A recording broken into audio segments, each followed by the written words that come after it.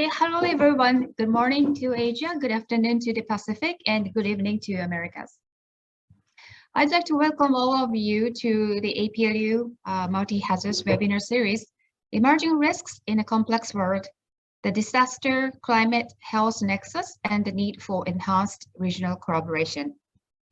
This webinar is organized by the Association of Pacific Rim Universities, APRU Multi-Hazards Program, and International Research Institute of Disaster Science, IRIDIS, Tohoku University in Japan.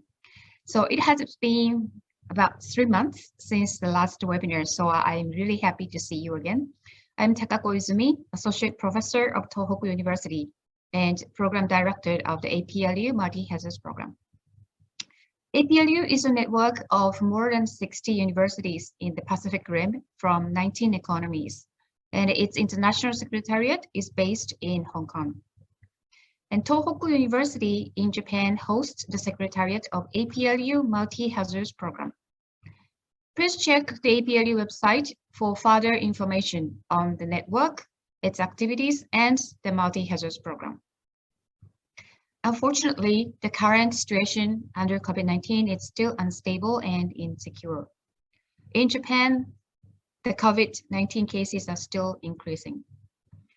We have to recognize that our future risks will be very complex and diverse. You may have already read the report published by Riskscape in 2021, titled Resilience in a Riskier World, Managing Systemic Risks from Biological and Other Natural Hazards. It highlighted the future events have a possibility to threaten a systemic global collapse, creating risks that often interconnected with one triggering another in a cascade of devastating events. What kind of damage such systemic risks will cause and how it can be reduced. So this is a major topic of today's seminar. And today we have 3 excellent speakers from the UN Economic and Social Commission for Asia and Pacific, Riskscape, and CEAS. While you're listening to the presentations, I'd like to encourage you to send us questions using the Q&A function. After each presentation, we will have a Q&A section to answer those questions. So now I'd like to introduce and welcome the first speaker, Dr. Madhurina Sarkar-Swaistut, Economic Affairs Officer, Riskscape. She has a PhD in public health from Florida State University. Before joining Riskscape, she was a senior researcher at Nationwide Children's Hospital and Ohio State University. At Riskscape, she is a key author of the 2017, 2019, and 2021 Asia-Pacific disaster reports, and has over 30 publications in various peer-reviewed journals. Her current work focuses on climate change impacts on vulnerable populations and climate adaptation to support multi-sectoral policymakers.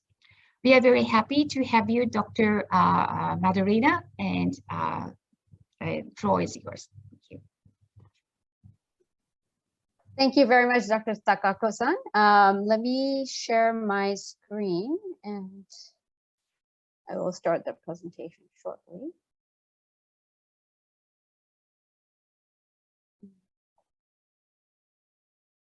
Okay.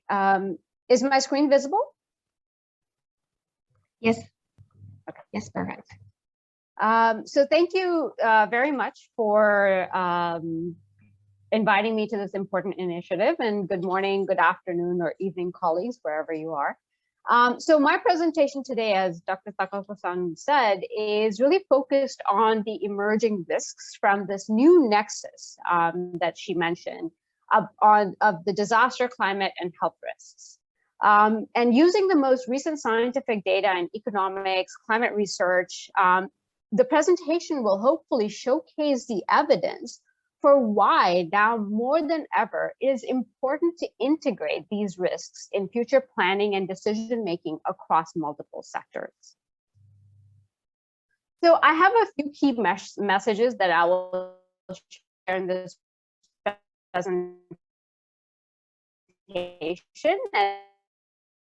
and then I'm happy to take questions. So impacts of natural hazards. From 2011 to 2020, the average loss of life per year fell to about 10,000 lives. And in 2019 and 2020, it fell again to about 6,000 lives. And this really is a testament to the systems that are already set in place, multi-hazard, robust multi-hazard early warning systems that are here. And this is really a testament to the progress made in this region. But really, a new riskscape is emerging, as Dr. Tako-san said, in where this convergence of disasters, climate change, biological hazards, they're just increasing the uncertainty and changing the understanding of risks and how we respond to these risks. And this was really clear in the COVID-19 pandemic, which is, again, a dramatic example of a systemic risk. It's a hazard with cascading impacts on populations. And in this regard, climate change also represents a huge risk to many systems, since it can cause extreme weather events and variations in climate. It can trigger food and water shortages, forced migration, loss of biodiversity. So these systemic risks are really considered to have 6 unique characteristics. As I mentioned, they are highly complex, they're transboundary, they're really non-linear cause and effect with a high degree of uncertainty. And these risks are often underestimated in the policy arena, and they have to be managed using scenario building to understand the hotspots of these risks. And like I mentioned, the pandemic has really shown us that natural and biological shocks can converge to produce compounding impacts. This will also add to the stresses of poverty and inequality and other socioeconomic indicators in countries. The graphs, if you see and the charts, show how biological and hydrometeorological disasters have increased simultaneously in the region. For example, in recent decades, the average number of dengue cases per year have sharply increased in the region, along with other hydrometeorological hazards. The Sendai framework, noting these emergence of these complexities, it recognizes the central importance of developing this field of health emergency and disaster risk management. But the implementation of this has been uneven, and the intersections of biological with other natural hazards remains poorly explored and understood.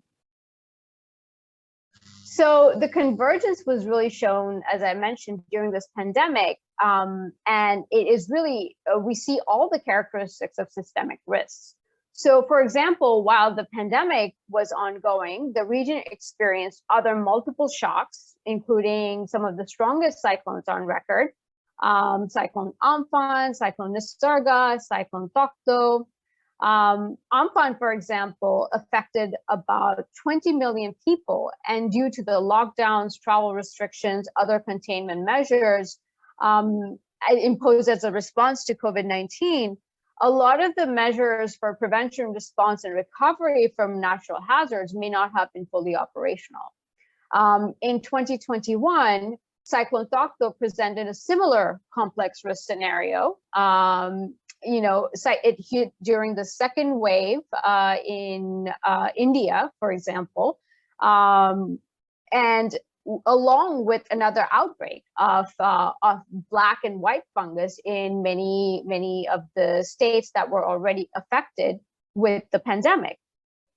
And so, the pandemic obviously not correlated with climate change, but there are many biological hazards that are correlated with climate change that are weather parameters, and climate change will start to exacerbate this convergence between climate-related hazards and biological hazards, including things like malaria and dengue and other water and vector-borne diseases. So beyond the pandemic, the Asia-Pacific's disaster riskscape will continue to be reshaped in the long term by climate change. If you see the slide from IPCC, it shows that increase in precipitation and temperatures as a result of climate change.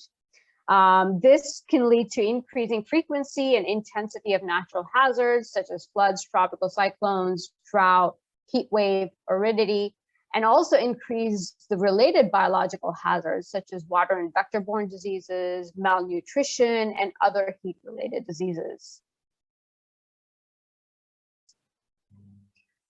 So using the previous IPCC climate models of representative concentration pathways, we have analyzed the future risk hotspots for climate-related natural hazards, along with their related biological hazards, which was measured in terms of disability-adjusted life years.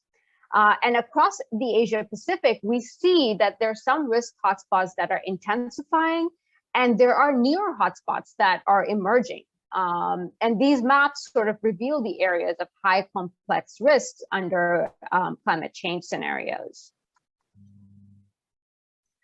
So in South and Southwest Asia, for example, as you can see on this map, the GBM Basin, which is home to one of the largest concentrations of poor populations in the world, will face increasing risks from the convergence of floods and flood-related diseases, with an almost additional 10 million people being impacted under the worst-case climate change scenario. Similarly, our GIS analysis of drought, seen on the right side of the map, it locates areas where more people will also be exposed to drought and drought-related diseases under the worst-case climate change scenario. And for example, in countries like Brunei, Laos PDR, Malaysia, Myanmar, Philippines, Timor-Leste, and Vietnam, the populations exposed to drought and drought-related diseases is expected to increase by 2 to 9%. Other countries such as Thailand will remain at risk with almost 14% of the population being exposed. Similarly, in North and Central Asia, there will be actually emerging risks. If you look at the maps, the risks are emerging in the worst-case climate change scenario, and they're expanding. So here, the analysis shows that places like Armenia, Azerbaijan, Georgia, and Kyrgyzstan, the exposure will increase almost from between 3 to 13%. In North and Central Asia, for example, Uzbekistan will face quite a high risk from future drought and drought-related diseases, with expectedly a 12% increase in population exposure. So one of the clearest links from the climate change research that we have seen is between the increase in temperatures and disaster events related to heat waves. Heat waves are the most recent and one of the most poorly understood threats. They disrupt economies, result in losses in labor productivity, agriculture, transport, utilities, and present profound risks to health. Heat waves increase deaths from cardiovascular disease and respiratory conditions. People at extremes of ages are very susceptible. Those who are poor, work in informal economies, especially often outdoors, are quite susceptible. And many parts of Asia Pacific, as you see from this map, will be facing increasing exposures to heat waves and related diseases under the worst case climate change scenario. And for example, in East and Northeast Asia, including Japan, almost 400 people will be more exposed to heat waves. While in North and Central Asia, for example, this is going to be about 35 million people. Lastly, we also examine tropical cyclones and impacts of climate change on tropical cyclones and their related diseases with tropical cyclones. And to understand the increasing risk of tropical cyclones in the region, we have started to use the most recent IPCC models under the Shared Socioeconomic Pathway, or the SSP. And in the coming days, we'll be using these models for all hazard scenarios as well. So using these models, we see that in the Pacific, there will be an increasing wind speed under SSP5, which will intensify cyclones in the region. And additionally, if you look at the South and Southwest Asia maps, historically, this region has been extremely vulnerable to cyclones. And our analysis shows that, of course, the cyclones and frequency will increase in the Bay of Bengal. But what our analysis also shows is that there will be emerging risks from higher frequency of cyclones developing in the Arabian Sea. The Arabian Sea temperature now is around 1.2 to 1.4 degrees higher compared to that of 4 decades ago. So in addition to the GBM basin, now coastal parts of India and southeastern parts of Pakistan will also be new emerging risk hotspots. So any development plans and budgeting must consider these risks in order to make resilient planning investments. And lastly, this convergence of hazards will really impact the most vulnerable populations. Usually these are people with lower socioeconomic status, both in urban and rural settings, farmers and agricultural communities, children, young people, people with disabilities. And these vulnerabilities also overlap with one another, creating populations with extreme susceptibility to converging hazards. So the graphics in the slides indicates or shows the countries and the subregions where poor people are at increasing risk. Poor people, as noted by the Human Development Index, they are really at increasing risk of disasters under climate change scenarios for each of the SCAP subregions. So, our past analysis has shown that children exposed to meteorological hazards are really more likely to have lower birth weights, die before the age of 5, suffer from vector-borne diseases, and also have fewer years of schooling. Our most recent analysis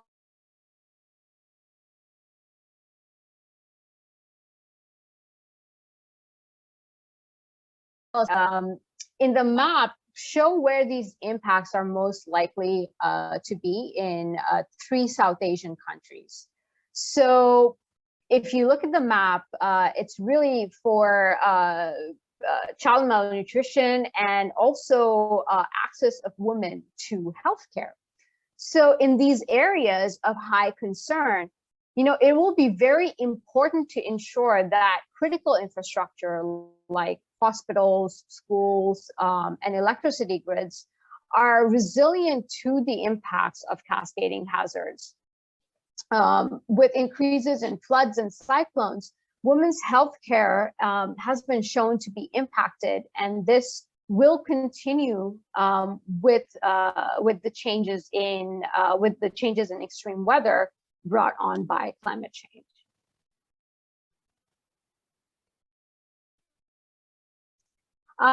Using the new shared socioeconomic pathway models from IPCC, we've also been able to model the agricultural production under increasing temperatures. So this slide shows how the agricultural populations might suffer with increases in temperature. So for example, if you look at the maps, there are increasing areas of concern for Iran, Afghanistan, Pakistan, and also the northwestern parts of India. And the increase in these mean temperatures in hyper-arid and arid areas has significant impact on dry land agriculture. So in these countries, around 13% of agricultural production might be exposed to projected temperature increase under the under shared socioeconomic pathway 5. And this can lead to additional drought and potential increases in climate-related land degradation. And this can have intergenerational impacts on futures of farmers as well as agricultural populations. So the question is, how do we use this for understanding sort of the larger macroeconomic consequences in countries? Using the climate change data under our representative concentration pathway scenarios for the first time, ESCAP estimated the economic costs stemming from the combined impacts of the disaster health climate nexus. And under these converging risks, the report estimates that average annual losses, which are modeled as the expected losses per year, averaged over many years, and in this case till 2030, in the current scenario, it's expected to be around 780 billion. But under the moderate climate change scenario, these losses will increase to about 1.1 trillion. And under the worst case scenario, the increase will be around 1.4 trillion. So in absolute terms, if you see the China, India, and Japan will suffer the greatest losses. But when we look at it as a percentage of country GDP, really the Pacific small island developing states and other lesser developed countries are extremely vulnerable. And as you know, the Pacific small island developing states are very ecologically fragile countries already, and this will have severe impacts on their populations and economies. So building resilience to these complex risks requires multiple pathways of action, including those related to climate adaptation, frontier technologies, and integrated scenario analysis. And my colleague, Dr. Srivastava, will now provide sort of this in-depth information of the pathways of action to build resilience to these emerging risks. Thank you very much.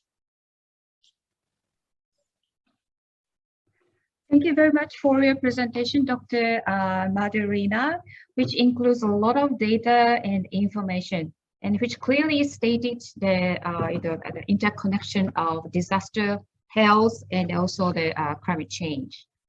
So while I'm waiting for a couple of questions from the speakers, I'd like to ask you a couple of questions.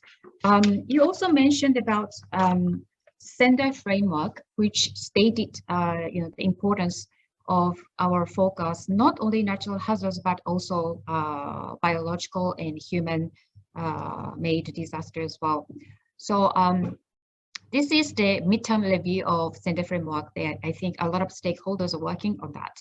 So in the middle of the Sender framework, what would be your message to the rest of the Sender framework towards 2030? How to tackle these, the disaster, health, climate nexus towards 2030? Yeah, I think, like I said, there's not a lot of work that has been done, research that has been done in looking at how how natural and biological hazard intersect and interact with each other. They do have compounding impacts on populations, but this hasn't been studied closely. So I think especially for areas of research for students, this is one of the key areas of research. And if you look at climate change and how climate change impacts not just the natural and biological hazards, but it also impacts the convergence, right? It also has additional impacts on convergence. So I think it would be very useful to really put more efforts in understanding the research. And the second thing is really to build not just for example, not just a hazard map, but to really build risk scenarios, like what happens when these things come together, and build multiple risk scenarios for sectors, right? For each sectors, how do you build that scenario to show what the impacts are on each of the sectors, vulnerable populations. And I think that's the way to really kind of start looking and thinking about it in a more comprehensive manner, rather than just being siloed for natural hazards or for disasters. Okay, yeah. Thank you so much for your suggestion. I really agree the importance of the research And also not only the hazard map, one single the hazard map, but rather it should include the risk scenario. I think that would be the great idea. Thank you so much. So we have one question from the audience. Given the complexity of systemic risks, can you please suggest an idea, suggested model to manage and govern disaster-related systemic risks in order to improve resilience and response strategies? Is that something? Okay. So that if you have any answer to that. Sure. I mean, models as in, so one of the things that we're working on is really trying to develop this integrated multi-hazard early warning systems. So there are some biological hazards, like I mentioned, which are correlated with weather parameters. So one of the ways to build a more comprehensive system might be, how do we integrate? And this is another area of good research, is how do we integrate? How do we see what the biological hazards go with which parameters? And how do we start integrating that into multi-hazard early warning systems? And this might give us a better idea of it might give us a better idea of how to plan when these sort of converging hazards hit at the same time. Thank you so much, Dr. Madhurina. And also you also emphasize the importance of the research. And as you know, SCAP and also APRU has a MOU for further collaboration.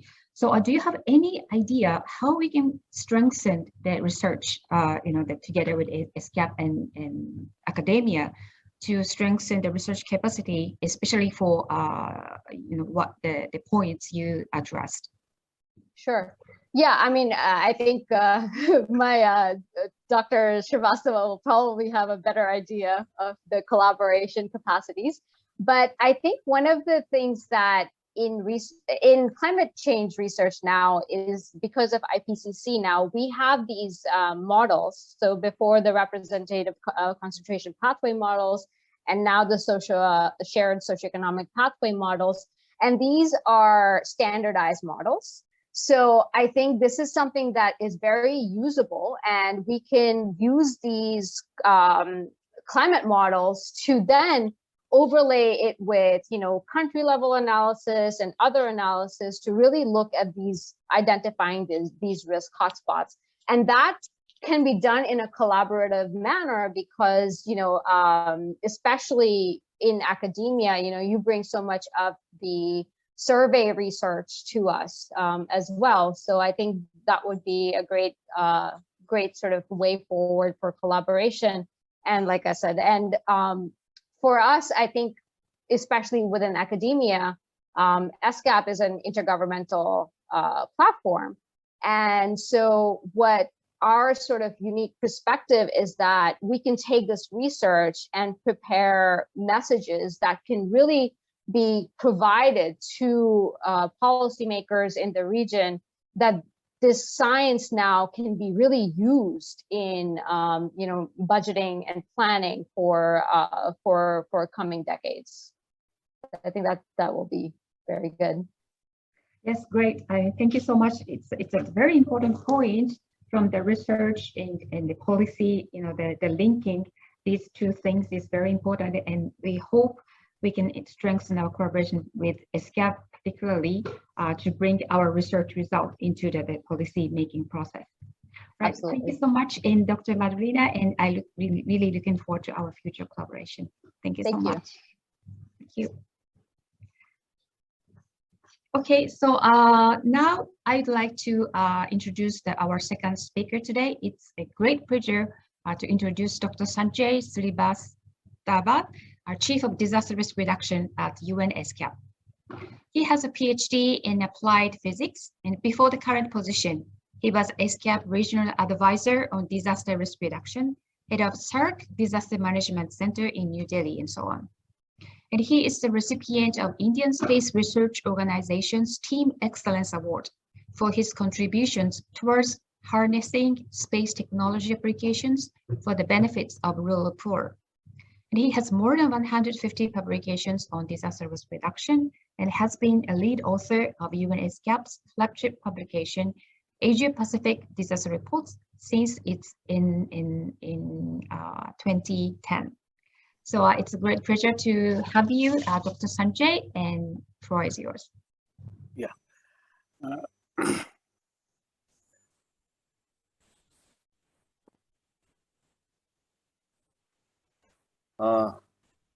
Thank you, Takaku-san. It's truly a pleasure and honor to be here and sharing with you a brief presentation on what we have done in Riskscape, particularly this multi-hazard approach. I think I'm finding some difficulty to share the screen, but just let me try.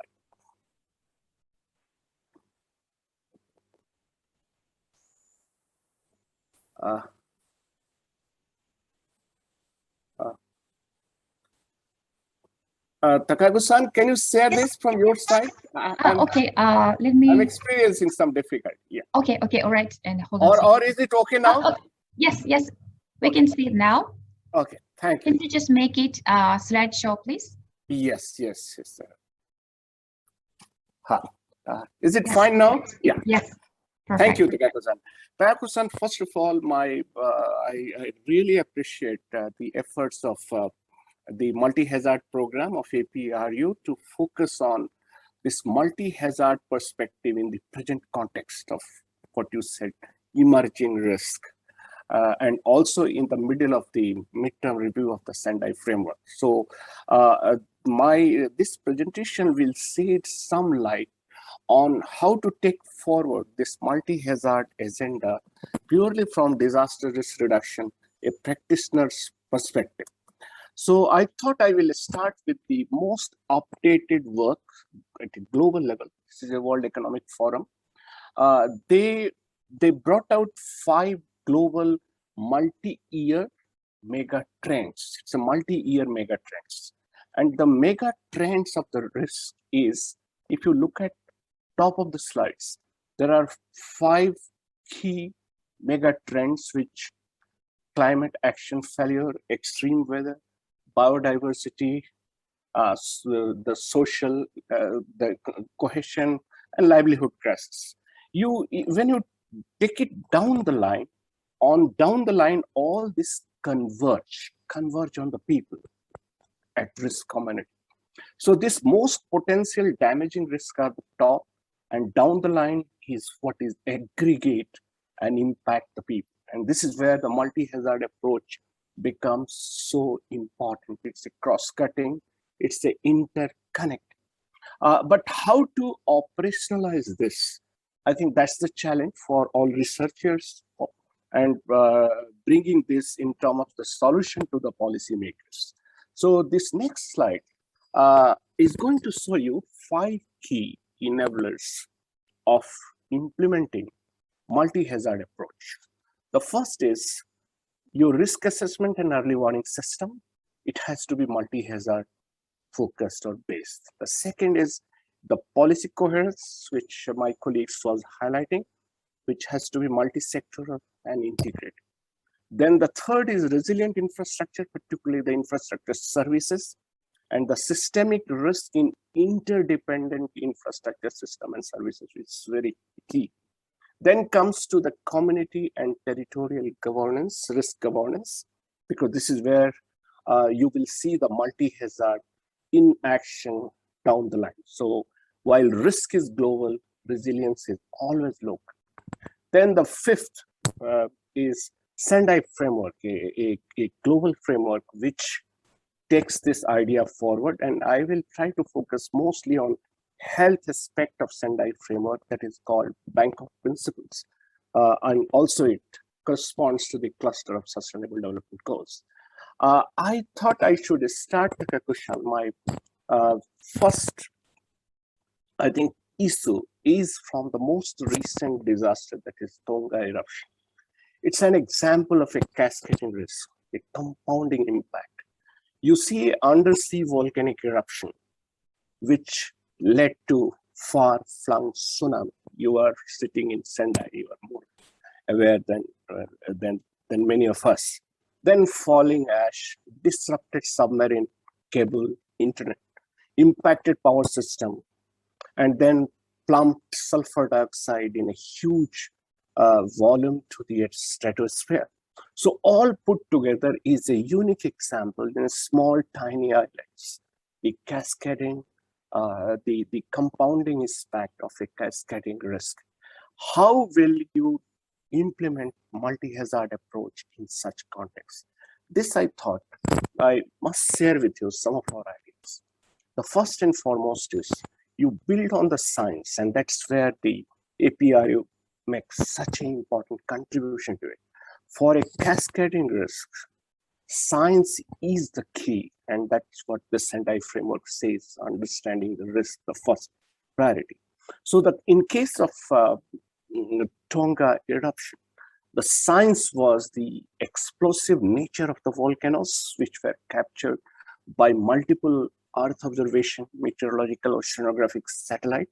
The one is left-hand side, which is a NOAA GOES satellite, which tells the overall nature of the volcanoes. The second side is from Himawari 8, which captures its swath, the geographical swath in vast South Pacific Ocean. So having understood the science of volcanology, then the science of the possible propagation, the pathways of tsunami in the vast Pacific area, this too brings together the impact and follow-up action. In terms of the impact, when you capture in a tiny islands, what could be the possible impact of such a massive disasters? So those impacts has to be real time for all emergency response or to protect people, to protect livelihood. So you need a state-of-the-art system in place to capture a real-time impact, not the impact 1 month from what has happened today. It has to be real-time so that there is a response mechanism coming from the multiple players from regional, global, to help the community, particularly in a small, tiny islands. You take all this together and think about how multi-hazard approach work in case of Tonga. Of course, this is just still ongoing, but what I would like to highlight is it worked because there was a science in place, came from multiple agencies, including many of the agencies in Japan, US, and then what came to understand the impact of this was a state-of-the-art, again, the frontier technology system, whether it is the Earth observation satellite, the geospatial analytics, social media, connected devices, drone, and so on. So you take this through cloud computing, and the recent trend worldwide, many of you researchers know very well, now the service providers are the big cloud computing corporation, whether it's Amazon, Google, Azure, so on. Data is now being available. My colleagues, Professor Yuchi Shan was talking about as ensembles. Earlier, it used to be in form of raw data, but now these are ensemble. These are the new trends in data science. Then there are data company which plays an important role. What I showed to you, a real-time impact was the top companies like Maxa, Planet Lab. And when you have a machine learning, you do a real-time impact assessment. We as a disaster management practitioners in the past used to take months to do post-disaster needs assessment. Now those things are becoming so much automated that you get the impact just almost on real-time basis. That's software services. So these are the great enabler to put multi-hazard approach and real-time risk assessment.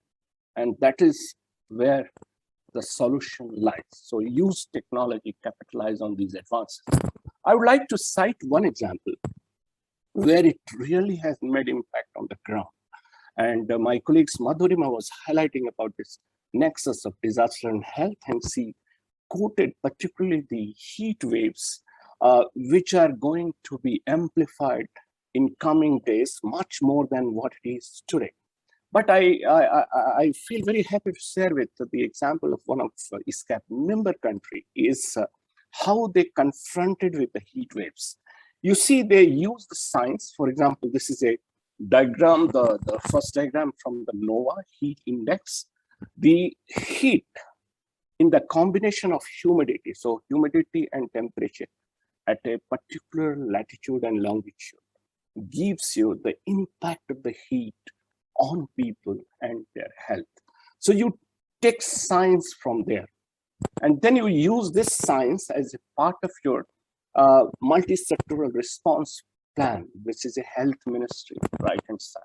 So your health, a sectoral ministry, adapt this and develop all their strategy.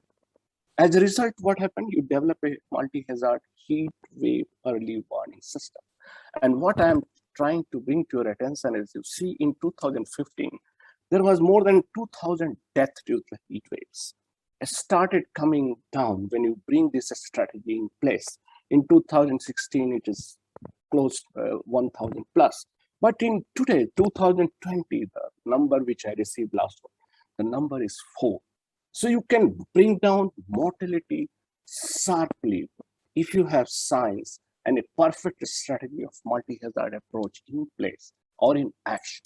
So the second point, which I thought to bring to your attention, is the policy coherence, where healthcare system and disaster management system.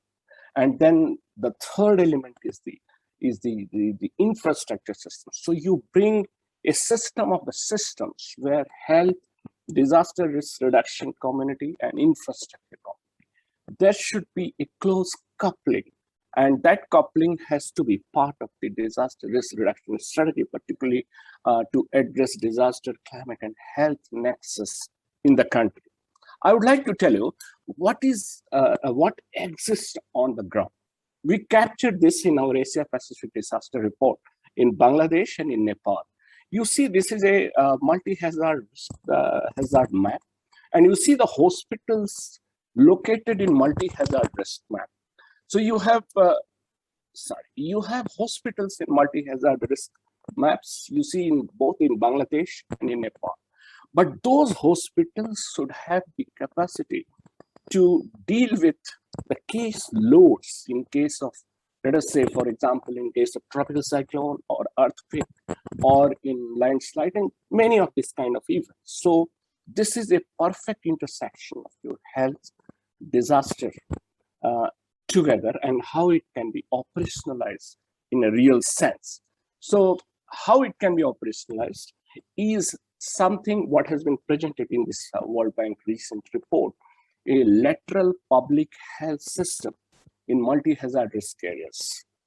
You need to have a health system fully equipped, which has to be responsive to the diseases which Madhurima was talking about, including water and vector-borne diseases. It has to have it should respond to that disease in a particular location, and then it must have a dynamic link or interface with emergency response agency, firefighting, military, and so on. And both of this has to be based on a quality infrastructure system. So you need a system of the systems, as I was referring to, health system, emergency response agencies, quality infrastructure. And these are the response which are very important to take forward multi-hazard approaches into the practice. My second example, that is the fourth poly, is a community-based, means a territorial governance. As I shared with you in the beginning, all the mega trends of disaster, whether it's a climate, it's a health, down the line, community who are at the front end of this risk, they must respond in a multi-hazard risk reduction framework. I would like to quote one example of social protection. I think that's the world's one of the biggest social protection system. You see 3,440 persons day employment generated by a scheme called, this was basically a employment guarantee scheme in flood and drought prone areas. 42 million assets have been created and geotag those assets where water harvesting structure, soil contribution measures in flood and drought prone area. They were geotagged to identify their location and the strategy. And then you use a convergence of natural resource management for drought and floods in a geospatial domain. So you geotag the assets which were built as a part of disaster, drought management or flood mitigation, and then you connect this with what is called the identity, the digital identity. In case of India, it's called Aadhaar system. So truly, in a scientist language, you call this a pixel, which is geotagging, to the people, which is Aadhaar, a digital signature. When you bring this pixel to people together, you are making the best form of empowerment and the best way to govern the risk, which could benefit community down the line. My last two slides are on how to take Sendai forward. The need of Sendai has been felt much more in present context than ever before since it came into the practice from 2015 onwards, particularly pandemic with the backdrop of multiple disasters, which Madhurima was highlighted very well. What is so special about Sendai, particularly when you take this idea forward, is a system thinking approach. So from here go of managing disaster to managing risk. And this managing risk means a multi-hazard approach. And this is you need is human, ecological, and environment system. Human system, in case of pandemic, I think that has been one of the biggest learning experience, and how the human system, ecological and economic, can be brought together. I would like to draw to your attention how the systemic risk approach from Sendai framework can be really put in place. Scope the risk, the first step is start. So this is where you conduct the background. I was referring to you about the Tonga volcanic eruption case. Frame the scenario, develop a candidate scenario, develop narratives, assess impact, and then communicate and act, and then evaluate and update. So this is how you build a system thinking to put in place the Sendai framework. And that's the way forward. So you have a framework, you have a technology, and then this is what is the total money that is required. I think Madhurima has highlighted. We have done it in case of Asia Pacific region. What I just wanted to highlight is the 5:1 benefit cost ratio. Annualized average loss vis-a-vis the adaptation cost. So if you have 5 strategy, making new infrastructure more resilient, in case of Tonga, you saw this, protecting mangroves, improved dryland agriculture, strengthening early warning system, all 5 adaptation priorities. This is recommended by Global Adaptation Commission, will turn the world more resilient. And for further details, I would request the colleagues of Tonga University and many of them who are watching, you look at our website. We have made efforts to bring a system thinking approach of how to take Sendai framework forward. And thank you, Takako-san, once again for this opportunity. It was truly a pleasure and privilege to be with you and your team. Thank you, Takako. Thank you once again. Thank you very much, Dr. Sanjay. Always, I'm very impressed by your informative and also the comprehensive presentation. And I'm also glad you mentioned about the situation in Tonga as well, because a lot of people are concerned and worried about the situation, how we can help and support the response and recovery work. So, all right, so we already have some questions, so I'd like to go to that straight. So it is always great to hear your insights. And in addition to the multi-hazard approach, do you know of other approaches that unite people, animals, and plants equally as elements at risk? Could you see how this might be modeled? Yeah, Takako-san, thank you for this excellent question. I think we call this ecosystem-based disaster risk reduction strategy. It's the nature-based solutions. Once you frame your DRR strategy based on the principle of the ecology. We try to take the all, whether it is a natural ecosystem where animals, the community, all becomes the part of it. So there are many research available on ecosystem-based DRR where you can see these linkages very clearly. Thank you so much, Dr. Sanjay. And we have another question. And thank you very much in your presentation. Have you received any concrete cases from any readers, users of the report? I think it's the Asia Pacific disaster report, and such as NDMOs, which made actual policy out of it. Yeah, thank you, Tagako-san. It's I think from our side, we made all efforts to reach out to NDMO when the report was launched. It was launched at a intergovernmental meeting, Committee on Disaster Risk Reduction, 25th to 27th August.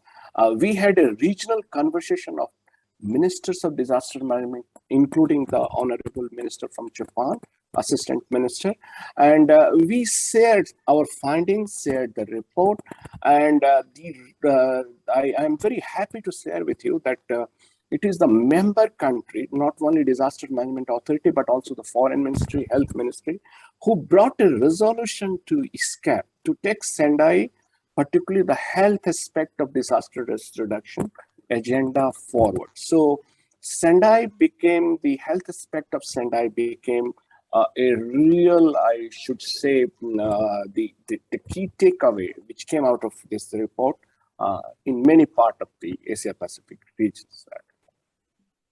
Thank you so much. And also, prior to your presentation, Dr. Madhurima, she clearly pictured 6 characteristics of systemic risk. And now you also pictured how, that we can, the work together to reduce those risks. And you clearly stated 5 major points. So now we probably start discuss and how we can implement these 5 things in different countries and together with the different stakeholders. So as a next step, I'm sure there are so many countries who have already implemented, but what part would be the most missing, especially in Asia and Pacific, and how we can work together to improve that situation? Yeah, thank you, Tagaki-san. It's an excellent question. Tagaki-san, my experience working with the government, I have seen most of the disaster risk reduction planning and strategies are based on DRR data, which came from 20, 30 years, and those data are not very reliable.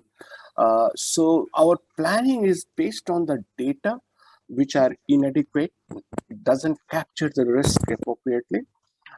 So this has been a biggest fundamental problem from quite some time, that we have been developing planning without understanding the risk properly.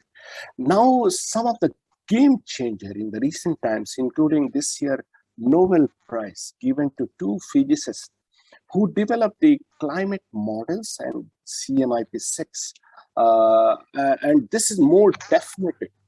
It addresses many gaps which exist last time in the previous AR5 assessment report, and like you have seen, Takako-san, it took the advantage of what is called paleoclimate to interpolate what was the climate 100 years back and what is going to be the climate 100 years back.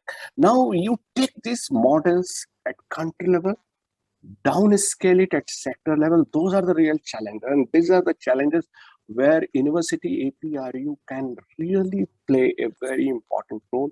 You capture, you reconstruct a risk and the scenarios in a country context, in a sector context, and inform the planners. Because as I mentioned to you, our planning used to be on a data which is not reliable. Now we have a better science available to especially to develop our planning, which is more scientific. And that's the real challenge for the academics and the universities to to make these models as a real tool for the DRR plan. Thank you, Dr. Sanjay. I think that will be the key, scenario building. I heard that term quite sometimes in the former presentation as well. So yeah, towards that direction, I hope we can work together, APRU and ISCAP together. So we have one more question from the audience. And how could you consider to identify interconnectivity of all highly relevant risks in your systemic risk approach? Yeah, thank you, Krishnan. This is where we develop a scenario-based approach. Scenario means you are going to capture the interconnectedness. Let us say, for example, in the infrastructure systems, if a power system fails, how the ICT system will fail, and how many other systems which are dependent on the power fails. So if you have a critical infrastructure failure, it leads to many other failures. So those are all the things that you can capture when you do a scenario-based plan, scenario-based strategy. So these interconnectedness across the sector, to some extent, you can able to capture when you have a scenario-based planning approach. Thank you so much once again, and thank you so much for your wonderful presentation. Unfortunately, the time has come. Yeah. So I really hope we can continue our discussion and our collaboration in the future. Thank you, Dr. San. Thank you very much. It's a pleasure to be here. Thank you so much, Dr. Sanjay. Thank you. All right, so now I'd like to invite the third speaker, Mr. Manuel Gupta, and from CIS. And he's building resilient communities across Asia Pacific. He has been at the forefront of championing and advocating for citizens-led initiatives. He's co-founder of CIS, a non-profit organization that enables community resilience through practical solutions in the areas of disaster readiness, response, and rehabilitation. And he, on the boards of several global and regional organizations, has been championing localization efforts in Asia for over 2 decades. Manu is an Ashoka Fellow and holds degrees in physical planning and urban planning from the School of Planning and Architecture, New Delhi, and a doctorate in community-based disaster management from Kyoto University, Japan. And he's also my long-term friend, and I learned a lot from your experience and also the lessons learned. And his experiences in the field, it's so fruitful, and there are always many stories behind, which I really excited to hear today as well. So I look forward to your talk, Manu. The floor is yours. Thank you very much, Takako-san, and it's indeed a pleasure to be here today and speaking to dear colleagues from around the world. So good morning, good afternoon, good evening to wherever you are. I'm really very privileged to be part of this very high level gathering of experts from around the world. And we've had just 2 excellent presentations from colleagues from UNESCAP about the systemic risk. So today, allow me to share through my slides a few anecdotal experiences, and I'll try to draw out some conclusions on way forward about how we are looking at the future of risk reduction and how can communities be at the center stage of this new paradigm shift that is now becoming inevitable because of the multiple cascading nature of risks that we are seeing around the world. So allow me to share a brief presentation here. I'm aware of the time. So looking at, I think colleagues have already shared the fact that, global temperatures are rising. They are rising almost at twice the rate as before in the last 2 decades, particularly. And as a result, we are also seeing the number of disasters doubling every decade. Now, that is where the communities get impacted. And we can see the share of climate induced disasters is of course about 80 to 90%, depending on which region you are in. We are talking about the nexus here in this webinar. And of course, the COVID-19 has had a debilitating effect on social systems. And I just, both Dr. Madhurima and Sanjay have really explained this very well. I thought I should just pick up this quote from the United Nations Secretary General, which he made about 2 years ago. And really the fact that this pandemic, besides the impact that it has created, it has actually, laid bare the underbelly of the system.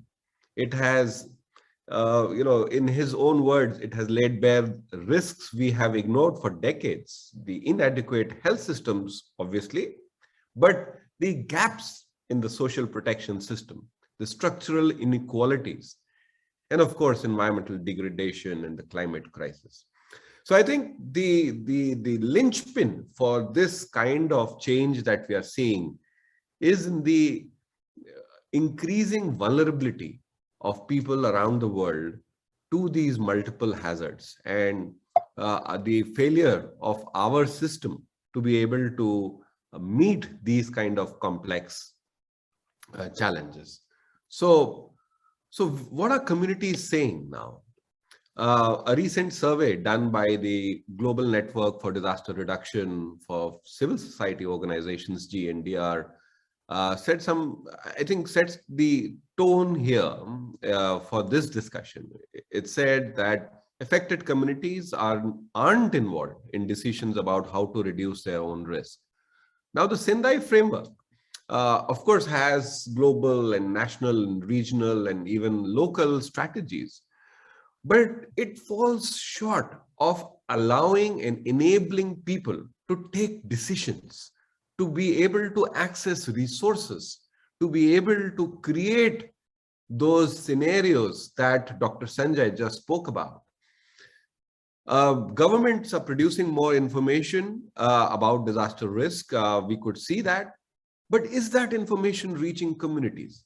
Are they able to process that information and be able to take correct decisions regarding whether they should sow the seeds now for agriculture, whether they should go out fishing today or should they wait for another week? Decisions like these. Civil society organizations aren't systemically sharing real-life community experience of disasters with national and international decision makers. Now, what is happening on the field, on the grassroots, isn't going up. It isn't being shared for more informed policy decisions. Now, that there is a disconnect between what is happening at the grassroots, at the front lines, and at national levels. And of course, these threats are complex, and there is rarely a simple solution to each one. A wide range of solutions are needed. And like Dr. Sanjay said, and the previous speaker, Dr. Madhurima, also referred to, we are still looking at solutions that were developed 2 decades or 3 decades ago, and we haven't made that systems change that is now required.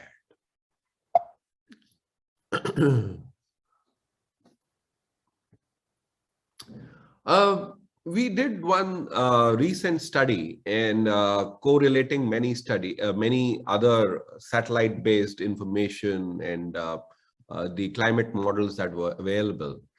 And just to focus on my country that I'm working in, we came to this conclusion that almost 316 million people, which is about a fourth of India's population, will be suffering devastating losses due to climate change by 2030. And we've heard about heat illnesses just now. We've heard about water stresses. We have heard about forest fires. and look at the statistics. 60 million people are already getting affected by floods annually. And this number is increasing by the year. Now, what does that mean for all of us? We need to bring about change. And that's where I think some of the grassroots efforts hold a lot of importance, hold a lot of lessons that we as a combined community of academia, of policymakers, of grassroots workers can do something about. At the core of this approach lies the fact that we need to restore the agency of people. So for over a century now, the whole approach to managing disaster risks has been a very command and control kind of approach, which basically means agencies at national level with all the equipment and the information that they need come and save people, and then they do something about rehabilitation and mitigation efforts. I think it's time to turn the whole thing around, and that basically means restoring the agency of people, back to where it should be, a more decentralized approach, as we would call it, where there is freedom of choice and dignity of ordinary people, so that they have the resources, the access to be able to take correct decisions, make correct choices, and the freedom to be able to thrive in spite of these challenges. There has to be an open value creation. I think too much of information being hoarded, and too much of knowledge being kept in the vaults has been a big challenge. We are looking at rapid evolution, which is very obvious. We have seen the pandemic and the first and the second and third wave, and economic impacts. How do you evolve rapidly to these kind of cascading risks? Resolve for diversities. Too often the policies are very, they somewhere assume the homogeneity of the ecosystem. And that's where I think they may work in particular sectors, but they don't in others. And a distributed leadership. I spoke about the Sendai framework, about how do you really enable local leadership in this whole process. The other part is, is how do you bring all this together? And the Sendai framework has very well captured this concept of the whole of society approach. I can tell you this is a big departure from all previous frameworks. And I think this is something that needs to be really brought back in center about how do you create enabling environments through this whole of society approach. And one such example is creating these platform approaches.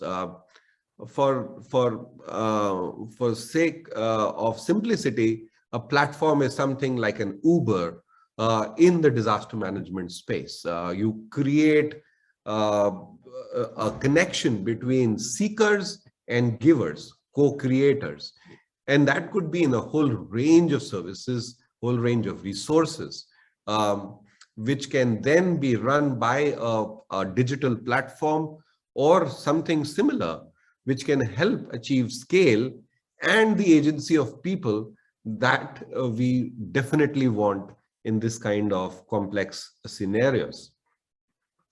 So I just thought that to give some very specific examples of agency of people and whole of society approach that we have adopted in the last few years, and that has the potential to be scaled at community level.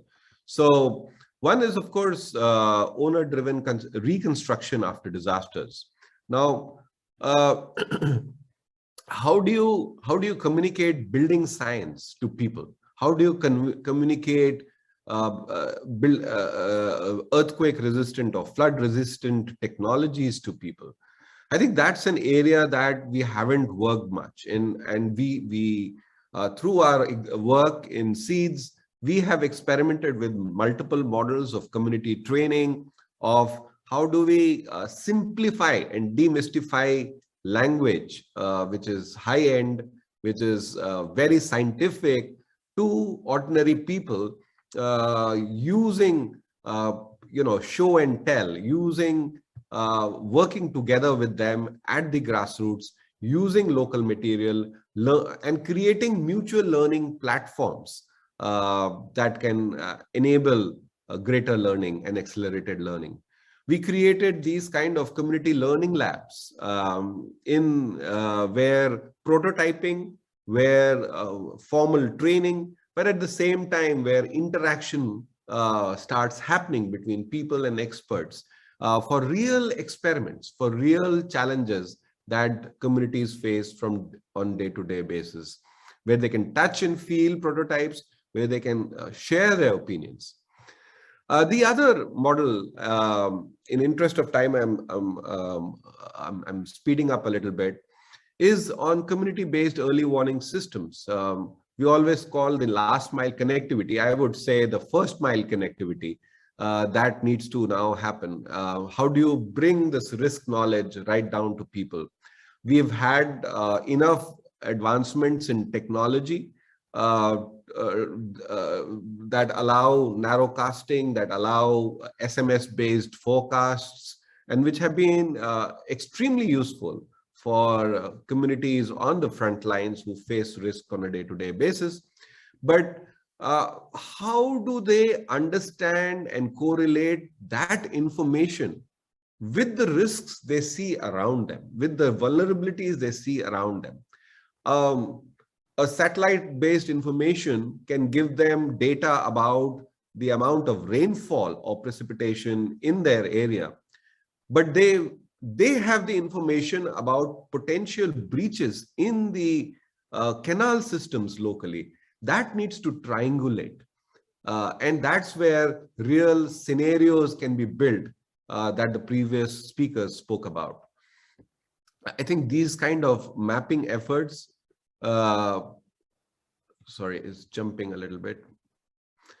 These kind of mapping efforts have a very important role. And mind you, when we create these kind of technologies, we create these kind of accesses, it's not enough to just say that, just because we are doing this narrowcasting, we are using mobile technologies, it is reaching out to everybody. Of course, internet penetration is increasing at a very, very rapid rate, but even now, almost 20 to 30% of populations do not have access to digital technologies. So how do we convert local information into something that people can relate to? Putting up these kind of markers, for example, which can indicate water levels, are good enough for people to be able to take decisions. And then you combine that with systems like creating flags, like these local warning alarms that people can use. All these are ways in which you can really create this whole of society approach. And so I think, where is the future now? And looking at the urgency, I mean, we have the latest reports on climate change, the AR reports that Dr. Sanjay also alluded to, which have given us a very grim kind of red notices. They have spoken about the inevitability of the 1.5 degree threshold reaching. So there is this urgency of time, maybe within this decade of action, we need to bring about this paradigm shift.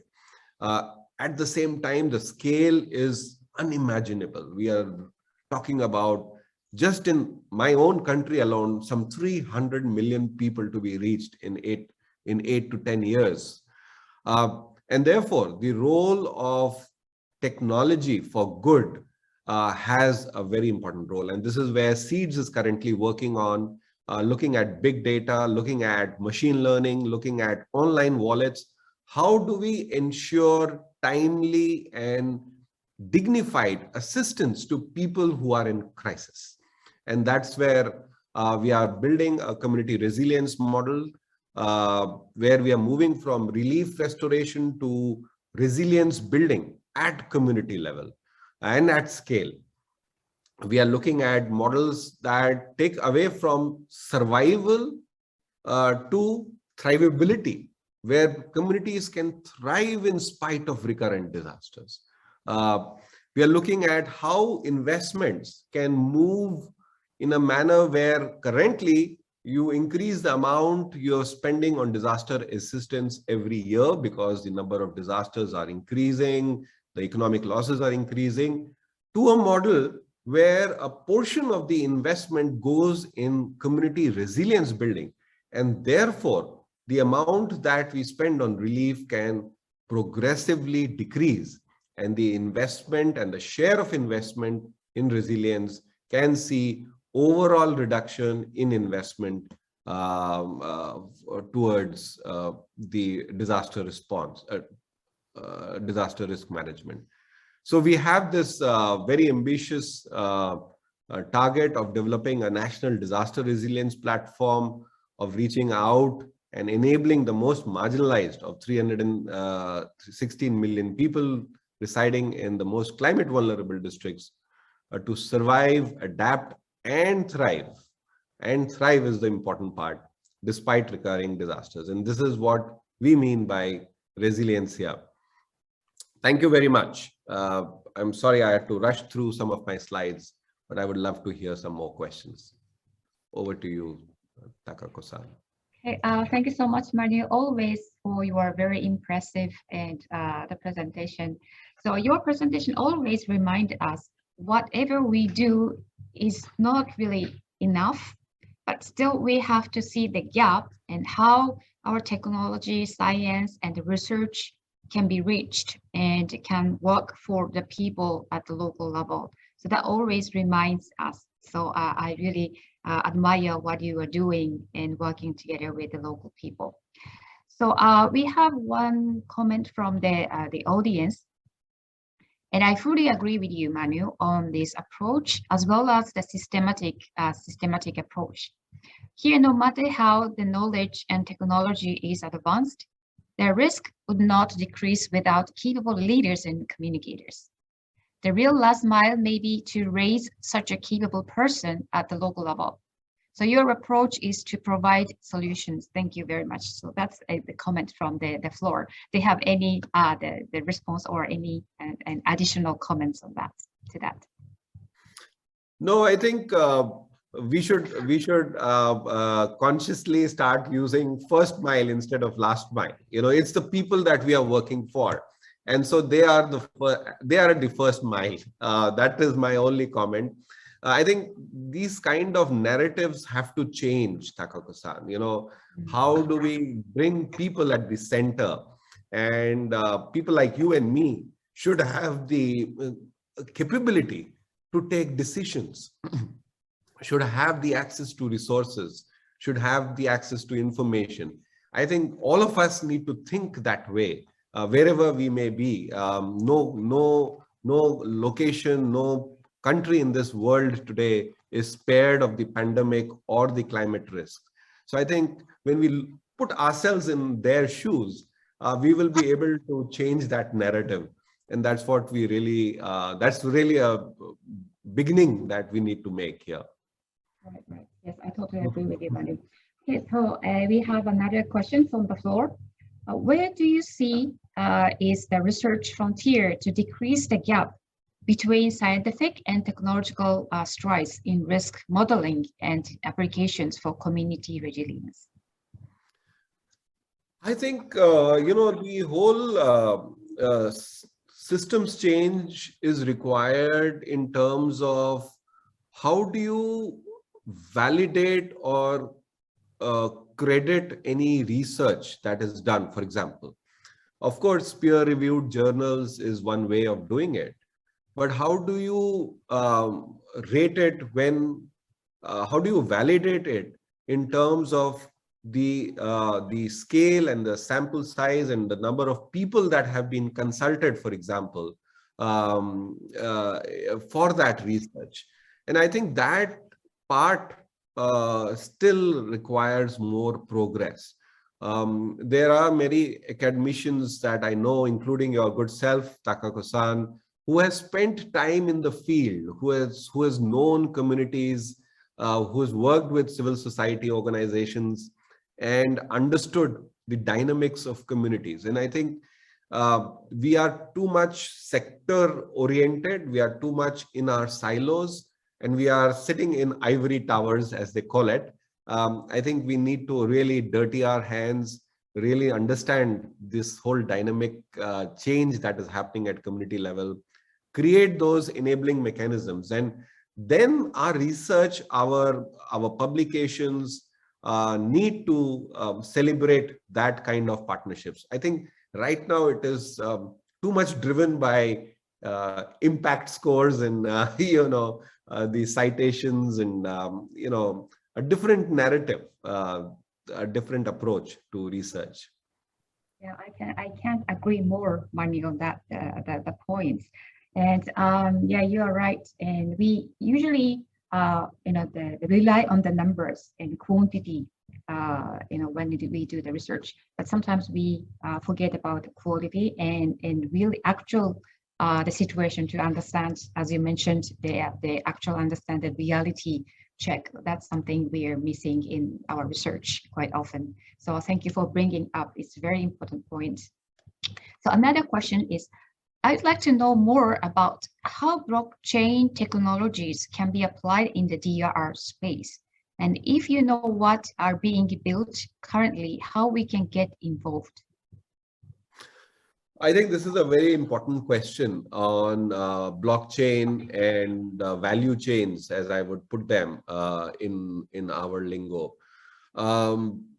The way we are looking at more decentralized systems in the whole scenario, we need to create good feedback loops which can be able to inform in almost near real time about possible scenarios and therefore required changes in decision making, in policy making, in providing resources.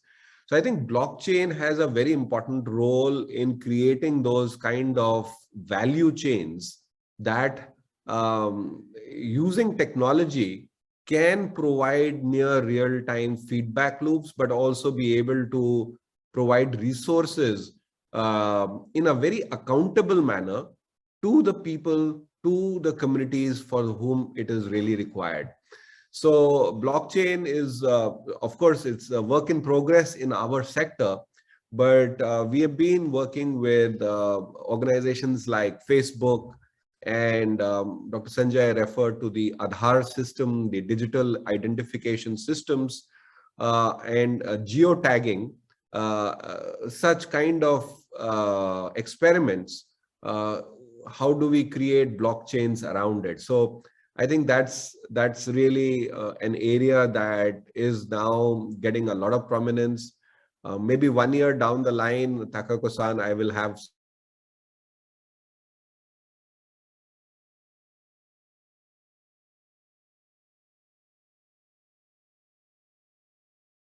chain technology for showing results at scale.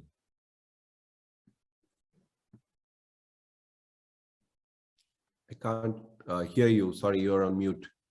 Oh, sorry, Manu. And only the end at the end, we could not hear what you have mentioned. And is it possible for you to repeat only at the end of? No, I'm just saying that right now Seeds is working on a platform approach that basically builds on the blockchain system. And so 1 year down the line, I would have an example to show and maybe share with all of you about how can we use for disaster risk reduction and improving disaster response at community levels. Yeah, that's fantastic, and I'm really looking forward to hear more about your in the project with these. So we have more questions. And when implementing community-based resilience projects, what do you think are the pro and con between risks and needs-based approaches?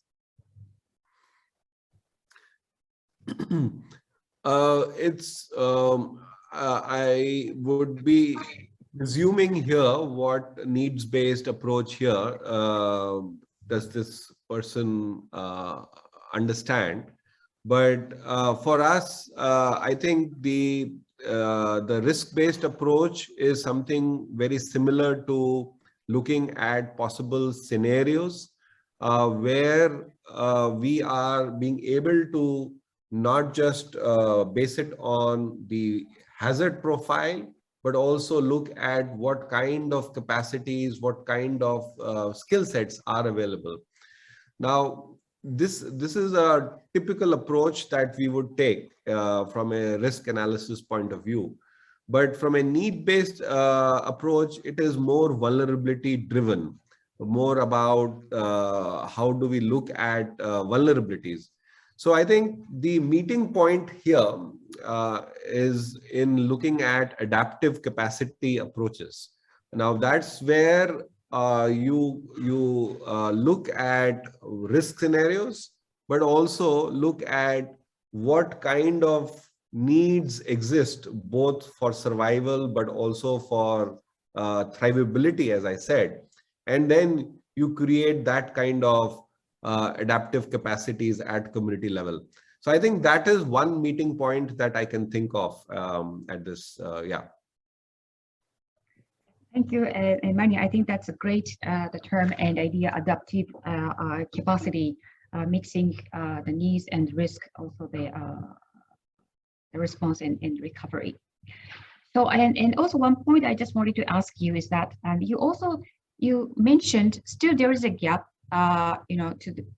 for the communities, the voices to be heard to the higher level. And I think we have been discussing for quite many years on that, the gap existing between the higher level and the local level.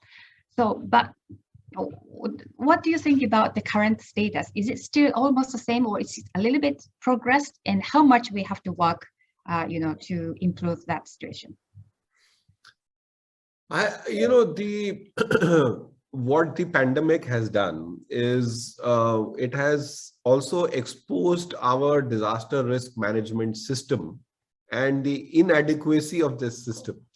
One very clear case that we see is how the pandemic at the grassroots is affecting people, and how governments are not able to comprehend what is happening really on the field. I think the one big issue that came up, for example, in 2020, all around Asia, in Indonesia, in other parts of Southeast Asia and South Asia, is the migration. The governments did not know how many migrants had lost their jobs, and therefore that need became center stage more than, in certain cases, the health needs, the needs of meeting the livelihoods of so many people who got affected due to the economic lockdown. And because they were migrant, they did not even have their homes in the cities. Now, I think this is a very clear case of where there is a gap between what is happening on the field versus how decisions are being made. And I think along with the satellite technologies and geotagging, that is of course required, because it helps us look at greater granularity, what Sanjay said about pixel to people. I think we need to create reverse feedback loops, and that's where somebody mentioned about blockchain. How do we create more dynamic loops of feedback that can inform decisions? That work has not happened. Right now, that is still dependent on a very manual based system, which has its own challenges of time, but also creates a lot of friction because it is interpreted by people, and therefore information gets lost in the whole process. Yeah. So I think these are areas that if we improve feedback systems, create more accountability mechanisms, I think we will be able to start to seeing better change and more informed, more sensitive decision making. Thank you so much, Mario. Yes, I think that's very fascinating idea. We never thought about that kind of, to see differently how we can make the feedback system and the mechanism. So I think, yeah, definitely that's a very fascinating and great idea. Thank you so much for sharing your experience and also the knowledge, Manu. I always admire what you're working there. Thank you so much. Okay, so thank you so much, all the audience, for joining us today. And this is all for today's session. And I'd like to extend our sincere appreciation to all the speakers for their participation and excellent presentations. So also our appreciation goes to the audience, all of you who joined us today. I hope you enjoyed the session and learned from the excellent presentations given today. And please be informed that the recording and the slides will be shared on the APRU website. And this is one of the multi-hazard webinar series, today's session, and we plan to continue to organize the next ones in February and March. And I hope you will enjoy us again in the next webinar series. For organizing this webinar, my colleagues at the APRU International Secretariat in Hong Kong and also at IRIDIS always work very hard. And also I thank you again for your significant support and contribution. And I look forward to meeting all of you again at the next webinar in February. And we will share the information in due course. So have a great day and have a good night. Thank you so much.